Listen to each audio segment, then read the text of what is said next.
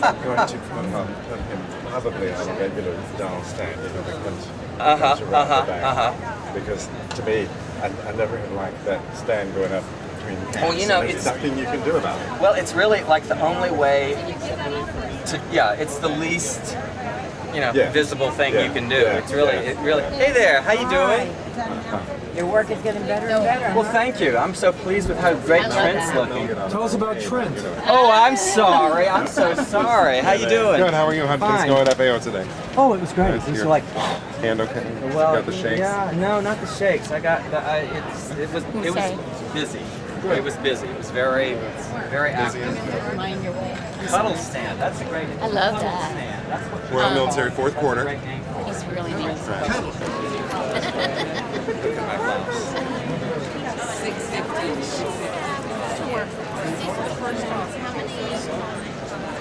Oh, wow. I wonder what you use for the model. Well, not me, I promise you. He got my eyes. That he did, yes. But his name is Trent Osborne. And his stand fits up against the girls.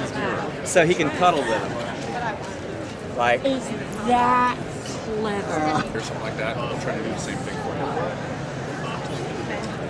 Myself that we should have been doing. Well, I was so thrilled. Ira, this is Jim Howard, and he's actually the designer who did. This is Jim Howard. This is Laura Bird. Nice to meet you. And Laura Bird is a doll expert and does very, what I'm blabbing here. And why don't you ask Jim about his designs? I'm interested in finding out what you've done this year for the. Are you working exclusively with Madra or also with Jean? Or I think it was mainly their choice, which I worked for, because I did these designs, I think with Jean in mind, but they said, no, let's put them on Mandra. And learning the booth. sure. You're just learning the And I decided to do. Once I saw it done, I thought, well, it's appropriate because what I do tends to be like more adult-looking clothes, and so I think it suits Madra because she's more adult. And I just asked Joan to show me the blouse because I was curious because I was kind of proud of the little detail that I did on the blouse. stunning. That's last year's. That's And the colors are perfect for Madra as well. Yeah, I hadn't thought of her in red, but it works. The shoes. How do you get into designing dolls? I've only been doing it a couple of years, and I got into it as a collector. I collected the Jean doll. I started, and then I went completely crazy. I make dolls. I make porcelain dolls. It's some kind of disease, but I love every minute of Now, it. do you build the costumes or do you just do the artwork? I submit artwork, and then I make a prototype. So I did the actual sewing on the prototype. Wow. And that's what I basically started doing. I started making clothes for Jean. I took them to the conventions, and that's sort of how I got involved. Wonderful. Now, did you also do this other costume? Yes, this one.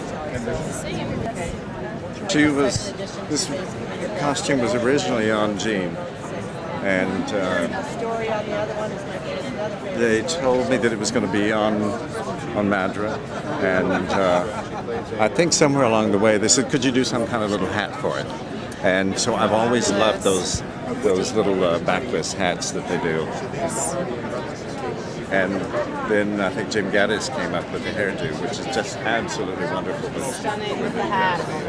It's like a French twist. Well, Joan had to convince me. She said, Madra is not all bad. She's really got some soul to her. So that's what it kind of encouraged me when I realized I would be dressing. I'm dressing Madra. I don't want to dress up. You're a bitch. Well, I've read the book, and I guess she's not all that. Even No, of course not. never really know what she's actually doing wrong. She's wonderful. And what inspires your designs? Well, I sort of, in a way, I'm lucky. I was alive in those days. There you have it. Obviously. Right. And I did fashion illustration for so many years, and I drew everybody else's work all the time. And so now this is my revenge to do on designing. So what inspires me is the old movies and the old Vogues and Bazaars from that period. And I love that period and the way things looked in those days. It's Your wonderful. work is incredible. I look Thank forward you. to seeing more. Thank you. Summer is summer and winter. So they come out of the same bottle.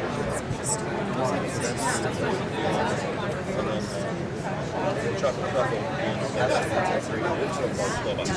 Well, in other words, like that one that's nominated for the award.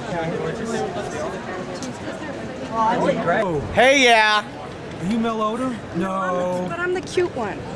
Hey. How are you doing? I'm doing great. How are you? What do you think of Toy Fair this year? I think it's very playful. Really? Yeah. Baby shoes. The way to get this, because men's shoes were very sleek and very sculpted back then. The way to get them to look like this was the way, was to use actually to sculpt them and then cast from the sculpt. And they're based on actual shoes. We found photos of period shoes and stuff to sculpt from. Here's his outfits here. I know. And I mean, this is, yeah, this. It's hard to miss the rose. Yeah. Hi, Tim. Hey, baby doll. How's it going? How you doing? I'm great. What do you think? Is she it or what? 2 diamonds though, right here.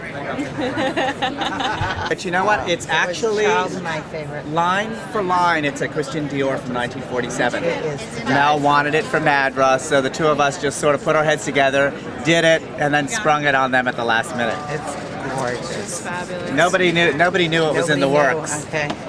So Adorable. Look at that. Let's see. That's the die for. bring it down. Bring it down. Yeah. I don't want to unpose her. I don't want to destroy the booth. Ooh. And who's Yeah. this? This is Madra Lord in her blonde incarnation. We have not seen blonde Madra before. No, very excited. She looks fabulous. And this is called Black Ice. It's treacherous, and you don't usually see it coming until it's too late. It's beautiful. Beautiful. So where do you get your ideas from, Timmy? Well, this, I must confess, was an actual photograph of a 30s movie star in that exact gown, so I just had to interpret it from a rather dark photograph. That one is not my original idea. Now, are you designing mostly exclusively with Madra now, or are you still working on Jean also? No, I'm not designing exclusively for Madra, but I do great bitch clothes. Yeah, because I've seen your work with her over the last Yeah, few years. I like It's really Madra. stunning. I like working for Madra. This one is one of my original designs, Rio Rumba. Where's it? Oh, bring it over. Yeah. I love that. Yes, this is one of my originals for Madra. Pick it up, Rio bring it over Rumba. Pick it up, bring it It over. looks so good. You did Come it on, right. Madra. Come on over here, girl.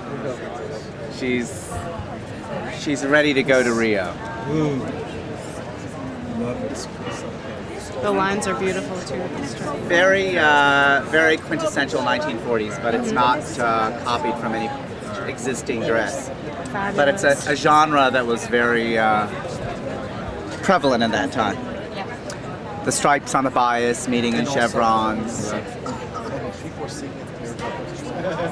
beautiful. Tropical. Oh, this is one. Lovely in lace. The cover girl for G. Marshall Girl Star. So beautiful. Right, I mean, Lisa and I had a hot dog here Yeah, that's one of my favorites. And this one has a removable peplum because actually I couldn't decide whether I liked the dress better with or without the peplum. So, and Mel liked it both ways too. So I said, well, why don't we just put it on a ribbon belt and you can do it with or without. And then you can also take it off and do it around her shoulders like a little cape, or it even looks cool on her head too.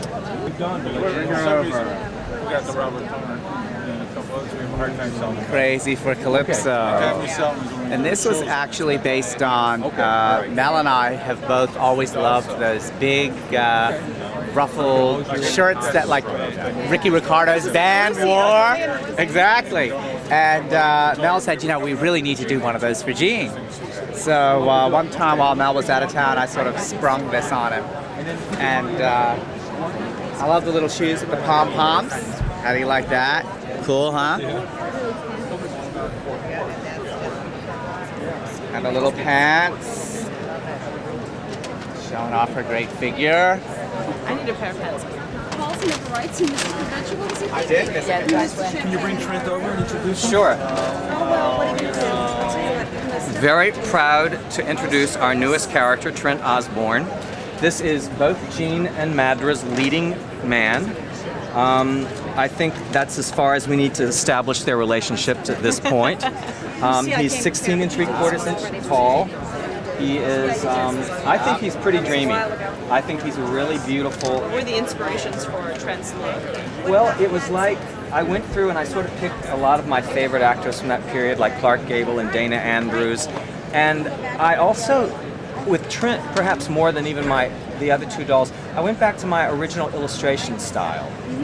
I mean, his features, like he's got a rather Roman nose. Yes. That looks like it might have even been broken at some point. I wanted to make him have a face of character.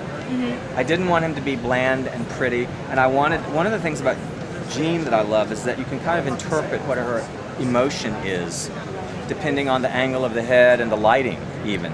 I wanted to give Trent an expression that was open for interpretation. Absolutely. I think it makes it a lot more fun. If a doll is smiling, grinning, that's it. That's the level of the emotion that you can interpret.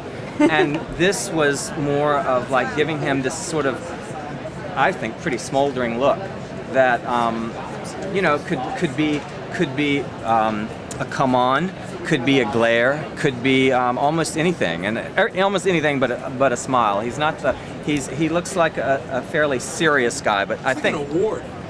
an award. Well, actually, I have to show you something. This is one of the things I'm the most proud of about him. This stand. Watch.